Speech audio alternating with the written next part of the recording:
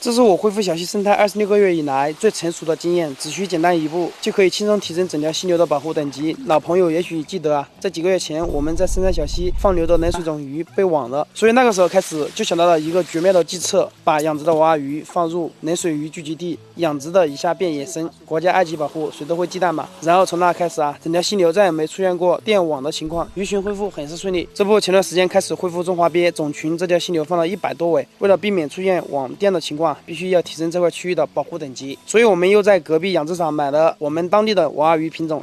消毒后啊，一开始我是准备在户外小溪让它们定水过水，适应我们这里的水源环境的。后面想想这太敏感了，这层不必要的误会就麻烦了，最终只能把它们养在室内水池了。10天后看样子都适应了，拿在手上力气很大，很有活力。至于这条娃娃鱼嘛，看样子面目久矣，只能妥善处理喂给冷水鲢鱼。瞧这群冷水鲢鱼吃的多香，它们这辈子恐怕也没想过会吃上娃娃鱼鱼肉。深山放流娃娃鱼，我们从这处水潭开始，赶路上呢还是有点渴，喝口这个水。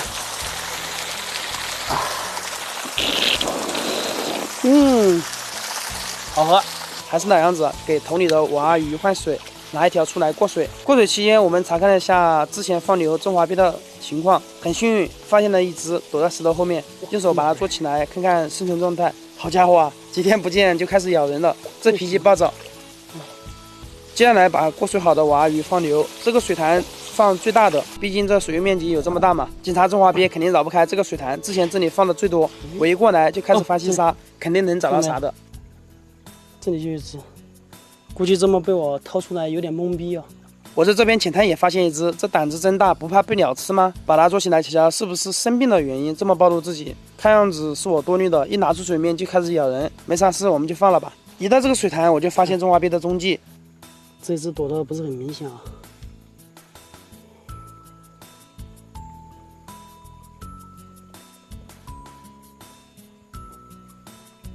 想咬，哎呦，咬人好痛啊！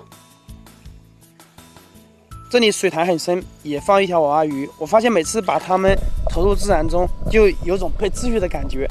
看这里能不能发现中华鳖的踪迹啊？兄弟们，看这里，能看到吗？看到没？哇，这个跑得好快啊！好凶啊，看到没有？这么凶！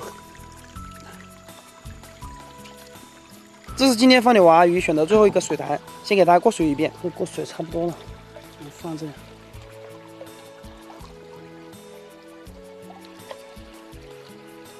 从2021年开始恢复小溪水生环境，到现在已经过去26个月了，整条溪流的恢复情况大家都是有目共睹的。希望这套提升溪流保护等级的办法能一直持续下去，给我和网友们制造更多的惊喜。